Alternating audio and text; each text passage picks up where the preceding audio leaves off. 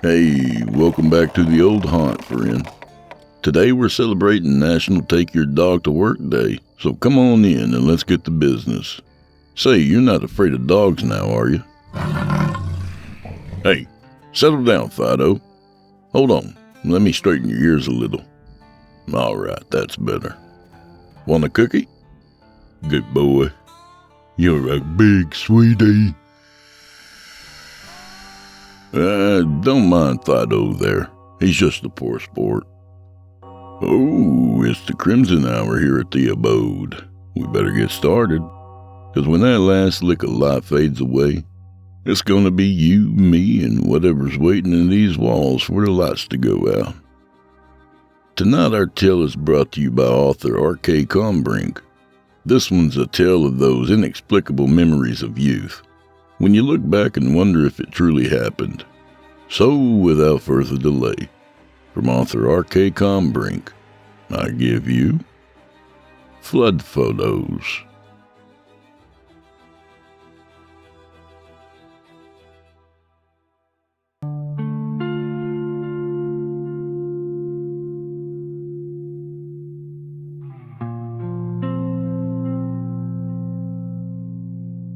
Two men sat quietly in an overbright hospital room.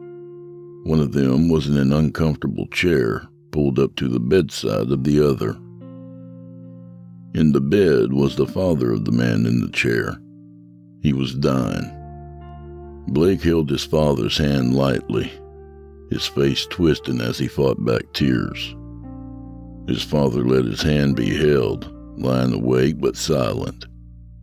He stared up at the ceiling, trying to ignore the tubes in his nose and the needles in his arms, trying to ignore the clock in his body that was winding rapidly down. Neither man had spoken for some time. A nurse came in to take vital signs, leaving a small cup of pills. Blake pulled away from the bed to let her do this, and his father, sitting up to receive his medicine, saw the anguish straining his son's face. He saw the storm getting ready to break. When the nurse left, Blake pulled the chair back up to his father's bed. His throat worked as he tried not to weep. Blake, did I ever tell you about the time the river flooded back in '59? His father grimaced as he downed his pills with a small sip of water. Everything, including breathing and swallowing, seemed to hurt now. Blake patted his father's arm. Yeah, you've shown me your flood album with all the pictures you took, remember? Blake's father cocked an annoyed eye at his son. Course I remember. I've got cancer, not Alzheimer's. He shook his head. What I mean is, did I ever tell you what happened in the woods when I went out to take those pictures? I don't think so. Blake crossed his legs and thought for a moment. You told me about how your basement filled up with water and how you lost Blinky when you went out to the woods with your camera. That's all I can think of. Well, I never told you how I lost Blinky. Blake's father smiled wistfully. She was a really good dog. Loyal. He leaned forward and stuffed a rolled-up pillow between his lower back and the mattress, getting comfortable. It was late January. There'd been a lot of snow that winter, and then we got hit with a warm patch. All the snow was melting, and then it started raining. It just poured non-stop for a whole week. Your grandpa started making jokes about building an ark, and then the river flooded. He stopped joking about it. The Scioto overflowed its banks. All that snow runoff mixed with the rain and built up this huge wall of water. It broke through the sandbags and the whole town was underwater in a matter of hours. All the streams and creeks turned into rushing rapids. You should have seen it. Like something out of a disaster movie. Filthy gray-black water swept sticks and leaves and debris all around the trunks of the trees. The clouds moved in and just sat there, dropping their load on us without mercy. Blake's phone began going off in his pocket, interrupting his father's story.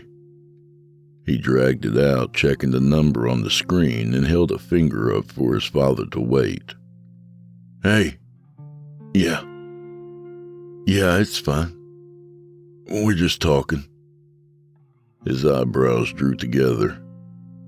Christ, I don't know. Why would you ask me that? He breathed a heavy sigh. I know. I'm sorry. Yes, I'll tell him. I love you too. He ended the call and slid the phone back in his pocket, muting the ringer as he did. Blake's father grinned at him. Shelley? Blake nodded. Sorry. Yeah, she told me to tell you hi and that she hopes you're feeling okay. The older man nodded. Well, you tell her I'm doing as good as I can and that I love her and Seth and Danny. He looked down and considered his hand solemnly for a moment. Do you think she'd bring them up to see me? Blake stared down at his knees, picking nervously at a small hole in his jeans. I mean, yeah, I'm sure they'll get up here. I'll make sure they come and see you. Blake's father made a snuffing sound and looked at his son. Course you will. That'll be great. He knew Blake's wife would not be coming to his room with his grandkids. Blake heard the knowledge in his father's voice and grasped the older man's hand. Dad, look at me. His father's gaze slipped to meet his son's. I promise that I will bring them up to see you before. He paused to swallow the lump in his throat. Spend a little bit of time with you, okay? I promise. Blake's father felt a swell of pride and love billow within his chest, so strong it was almost painful. He squeezed his son's hand tightly. Okay. So the river flooded. What happened then? Blake's father leaned back against his pillow.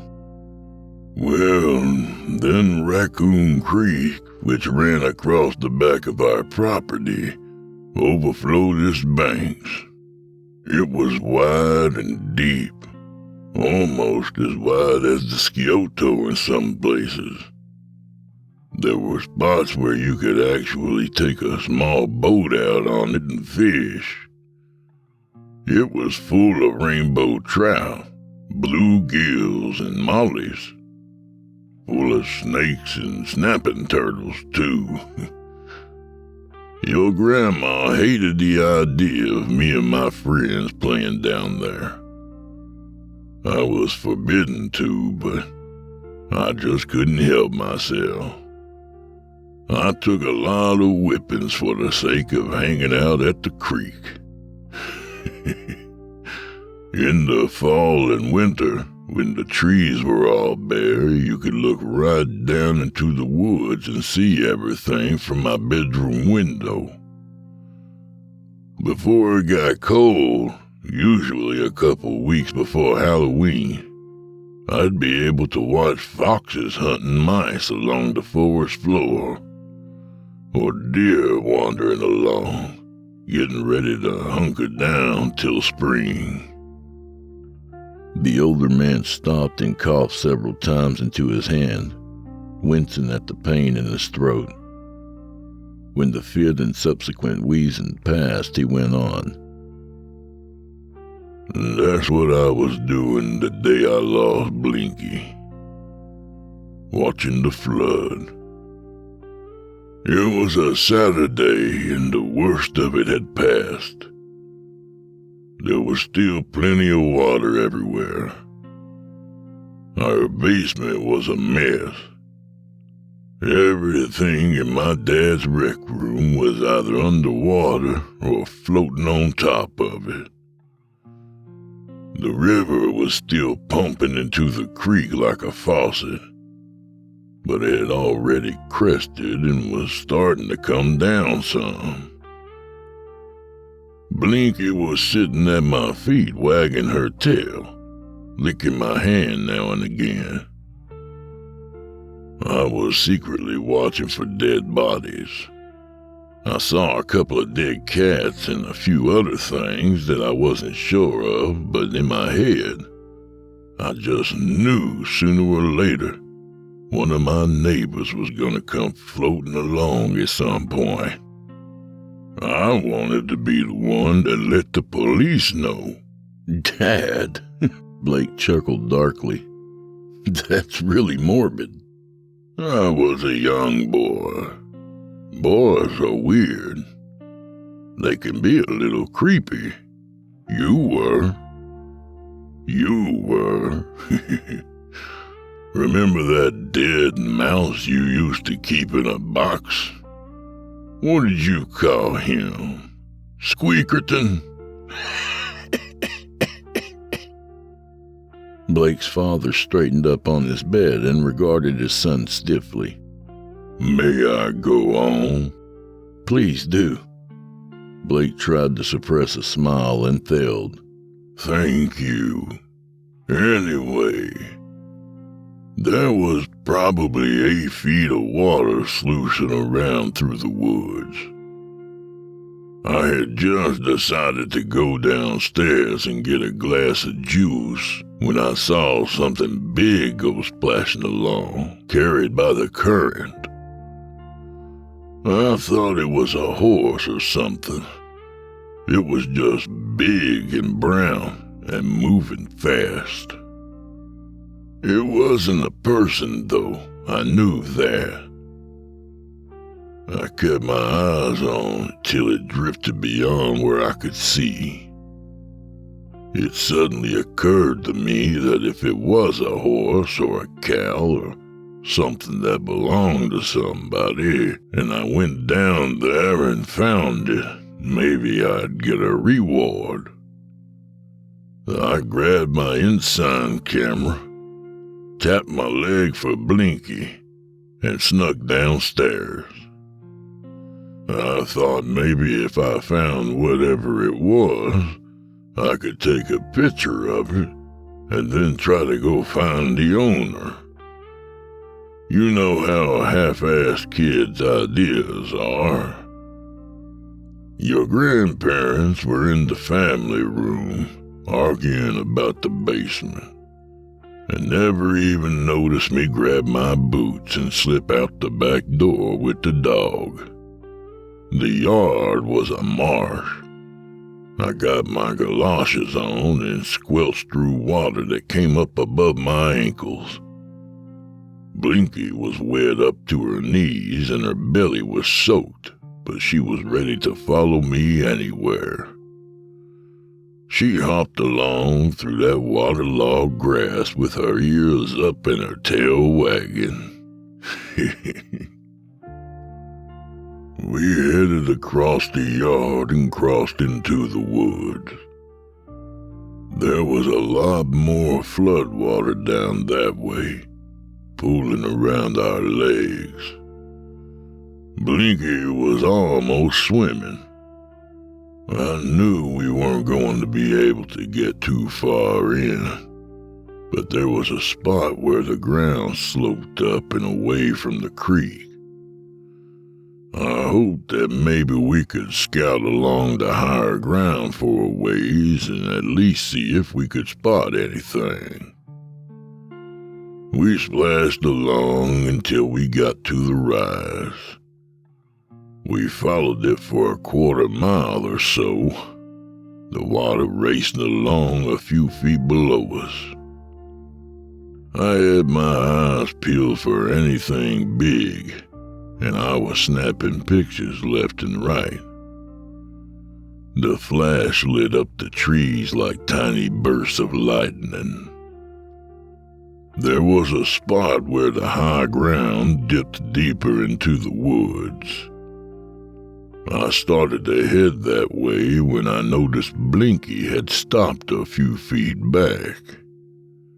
She was whining, her ears drooping and her tail between her legs. She just looked up at me with these worried eyes. "Come on, girl," I called out to her. "We can still go a little further." But she didn't budge. She just stood there, bobbing her head back and forth, like she was saying no. Blake's father reached over to the hospital tray and grabbed a cup, half full of water. He took a sip and set the cup back down. For a few moments he was lost in the memory, almost feeling the cold air of the woods on his face, and the even colder water at his feet. He thought he had cried out all his own tears days before, but was surprised to suddenly feel them behind his eyes. He sat quietly that way, letting them fall for a while before finally speaking again. "I went on without her. I didn't know why she was so spooked, and honestly, I didn't care.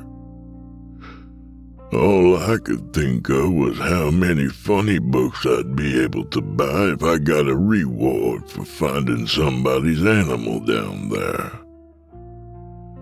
It never even occurred to me I might not get a reward, or that I might even get into trouble.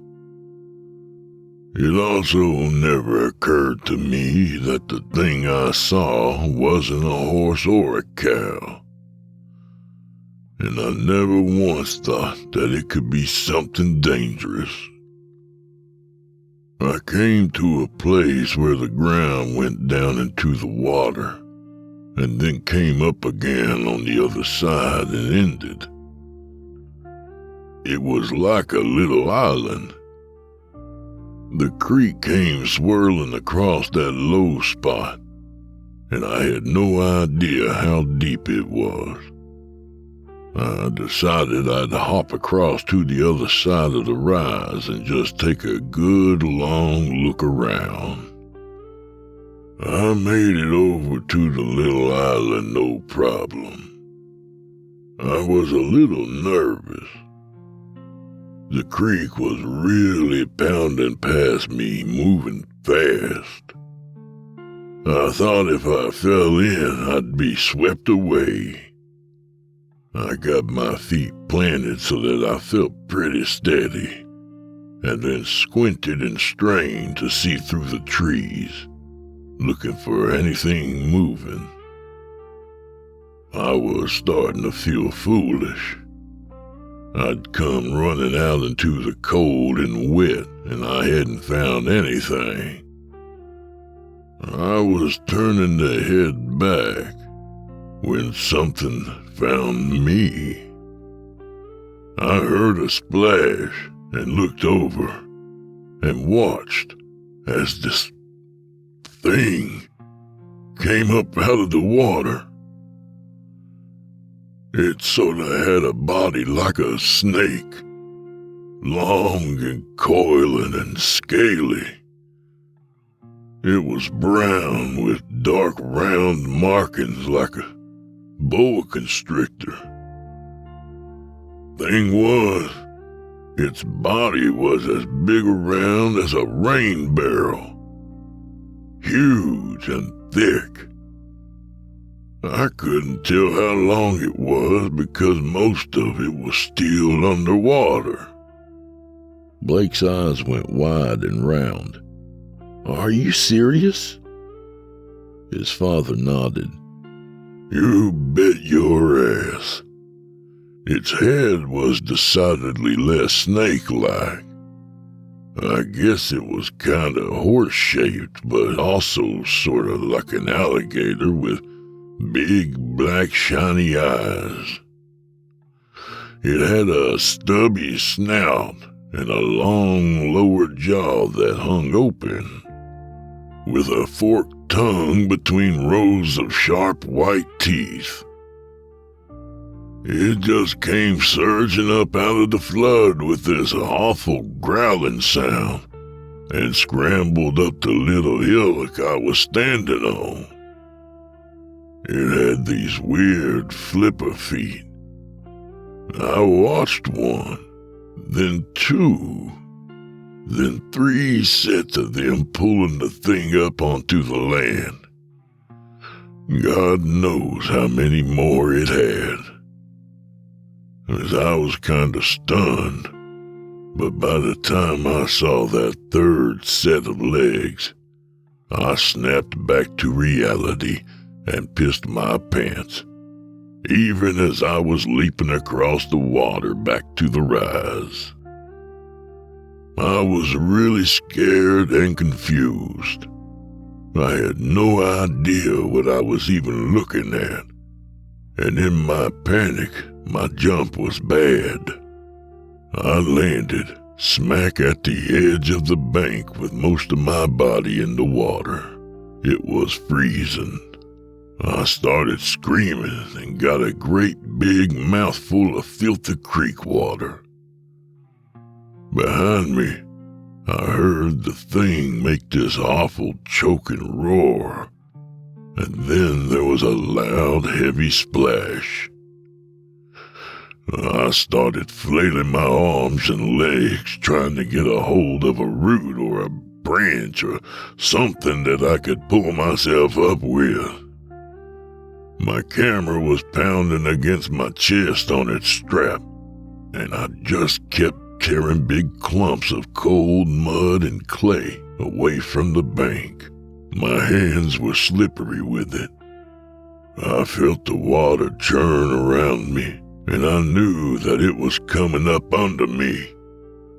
I finally managed to hunch my way up onto the bank, but my feet were still scrabbling under the water. He paused for a moment, staring down at his hands, lost in the memory. He realized that his son was watching him, a concerned look on his face, like his old dad might be drifting into delusion. The dying man came back to himself, cleared his throat, even though it was painful to do so, and went on.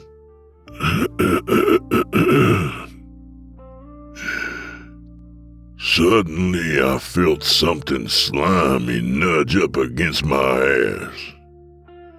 It shoved me against the bank, and I knew that the creature was right there with me. I heard its head come up out of the water, and I knew, just knew, that this was going to kill me. I shoved my face into the mud, crying, wanting it to be over quickly. My little heart was pounding, and I just couldn't get away. That's when I heard Blinky barking frantically from somewhere above me. I looked up. I could see the thing's shadow wavering on the bank in front of me. And then Blinky was sailing through the air from on top of the rise.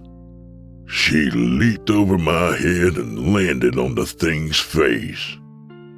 I felt it pull back away from me, and with a crazy spurt of adrenaline, I clambered up onto the ground.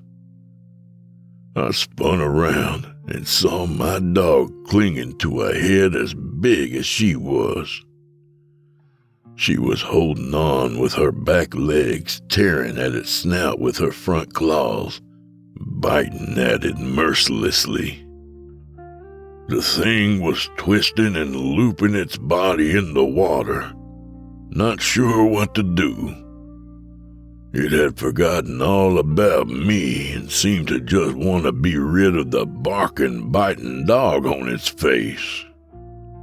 I grabbed my camera, getting ready to throw it at the creature, and the flash went off. Blinky looked back at me then as if to say, "Run! Get the hell out of here, dummy!" In that instant, the thing grabbed Blinky's leg in its jaws and bit down. She let out this long, painful howl, and then was dragged underwater as the thing submerged. I started screaming for her, "Blinky! Come on, girl! Where are you?" But she was gone. They were both gone. I don't know if it was cowardly or not, but after a few seconds of waiting, I ran on back towards home. I didn't try to poke around the woods or the water to find my dog. Under the circumstances, I guess most 10-year-old boys would have probably done the same thing. He fought back sudden bitter tears. Never have quite forgiven myself for it, though. I guess now's the time, if I'm gonna. Dad, it's okay. You don't have to. Blake struggled to find something to say, the words hanging incomplete in the air. The old man held his hand up, shaking his head. He was getting tired and didn't know how much longer he could keep talking.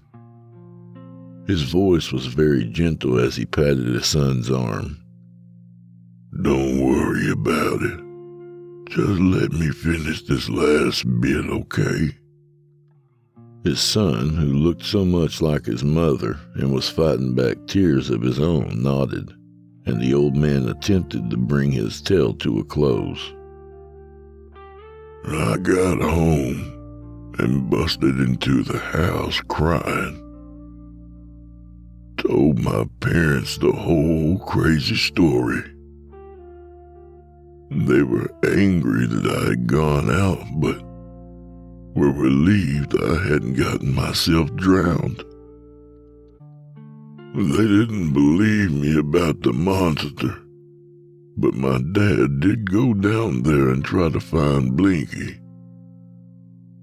He came back an hour and a half later without her.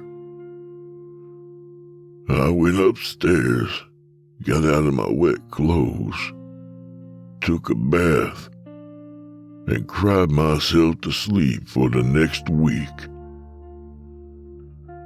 There were nightmares, too.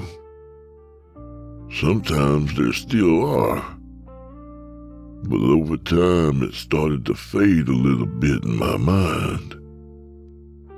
I could almost believe that I just fell in the water and imagined the monster part.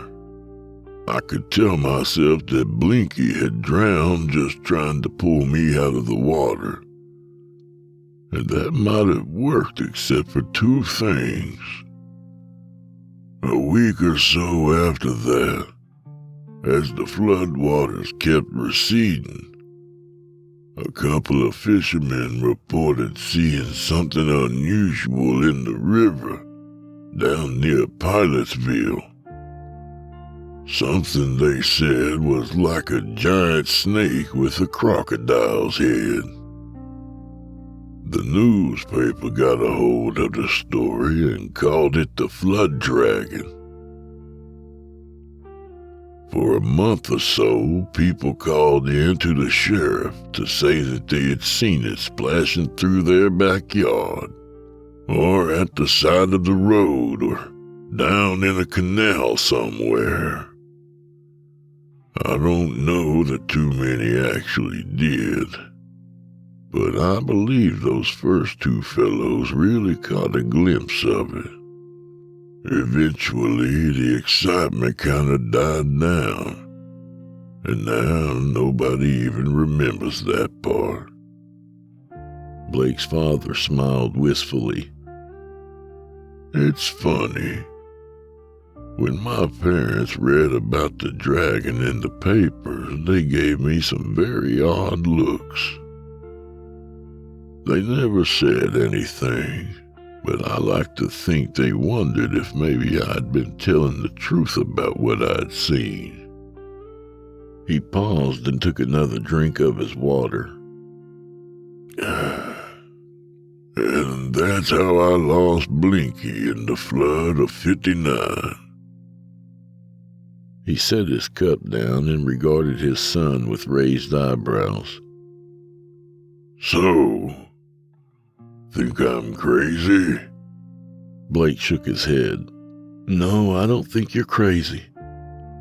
I'm also not sure that you were almost eaten by a monster in Raccoon Creek 50 years ago, but I think you must have seen something weird. I'm sorry about your dog, though."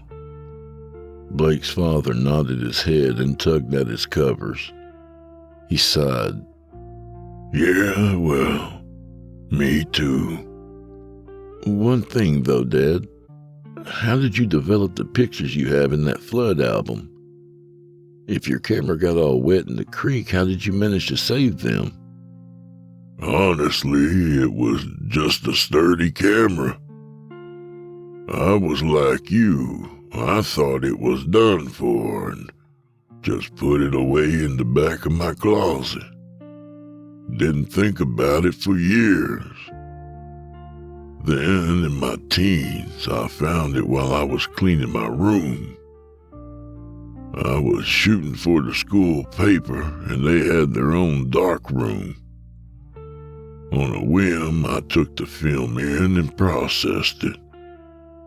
A few pictures didn't come out, but for the most part, everything I took that day was intact. They don't make them like that anymore.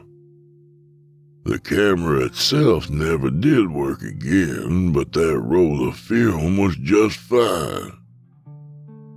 Blake smiled and looked up at the clock on the wall. "That was a great story, Dad." He leaned over and kissed his father on the cheek, something he hadn't done since the 6th grade. Even if it didn't happen exactly that way, it was one hell of a fishtail. He stood up, smoothing his hands down over his jeans. Blake's father laughed. "I assure you that it did happen exactly that way." He pulled the pillow out from behind him and lay back on the bed, feeling fragile and thin, like a tree at the end of autumn with only 1 or 2 leaves left to fall. Then he looked up at his son with that same old mischievous smile. "If you get a chance, though, you should go over to the house and grab that photo album. It's in the hall closet under the shoe polishing kit. I'd love to see it again." Blake stepped around the bed and made his way to the door. "I will, Dad. It was nice visiting. I'll see you in a day or so, okay?" Blake's father held a hand up to wave. "Can't wait, son. Bring the kids if you can." Blake returned a wave as he walked past. "Will do." He stopped in the doorway and looked back one more time. "I love you, Dad." "I love you too. I'll see you later." He closed his eyes as his son left the room, and in moments Blake's father was fast asleep. A month after the funeral, Blake found himself sitting on the floor in front of the hall closet in the condo where his parents had lived. It belonged to him now. He left Shelley and the boys at home so they wouldn't see him weep as he sorted through his father's things, deciding what to keep and what to get rid of. He had managed to get most of the old man's suits, shoes, and shirts pulled out and packed up before the first tears really began falling, but it was the camera equipment, the detritus of his father's professional life, that broke Blake's heart. He sat on a little round stool in his father's studio. His face was buried in his hands as he sobbed, surrounded by white umbrellas, lights, and oversized prints of his father's work. This went on for what seemed like hours before his cries trickled down to coughs and wet sniffles. Slowly he regained control of himself and sat up. He looked at a pile of high-powered lenses on the table across from him when he remembered the flood photos and the story his father told him that day in the hospital. It was the last time they had ever spoken. Blake found the album just where he was told it would be, slid underneath an old shoe polishing kit at the back of the hall closet. He dragged it out and began flipping through the pages. He smiled through his tears as he looked at pictures his father had taken as a boy and thought of the wild tale the old man had spun. The first few photos had been carefully set. The dog, Blinky, her name had been Blinky, sitting at attention in the sodden backyard. The woods at the far end of the property. A closer shot of those woods. The sky, all in shades of dark and light gray. The further into the album Blake got, the more evident it was that the pictures had been hastily snapped. Here was one of what seemed to be a tangled mess of twigs and leaves. Then there were the shots of the flood itself. It was impressive how high the water had gotten. Blake could see the rippling current that had sliced between the banks. It was a wonder his dad hadn't perished. Blake spent the better part of an hour looking over the flood photos. He came to the end of the album and was getting ready to close it when he noticed a piece of paper sticking out from behind the last photo. He pulled it out and examined it. It was another picture. The true last picture in the album. He looked at it for a very long time, his tears temporarily forgotten in his extraordinary wonder. It was dark and the lens had mud or dirt streaked across it, but the long, sharp white teeth and one giant black eye were unmistakable. The edge of one massive, scaly coil and what might have been a stumpy flipper were also visible in one corner, partially obscured by a shaggy blur that Blake thought was probably Blinky's tail. His heart was filled with a mixture of sadness and awe, and he stared at the photo until his eyes stung. After a while, he dried his tears, slipped the picture back into the album.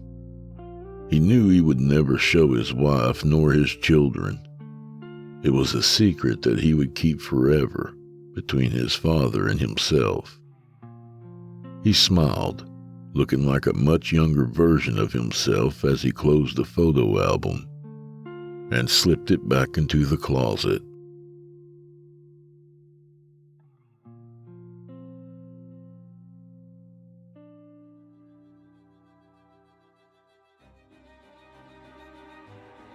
And that was Flood Photos by author R.K. Kombrinck.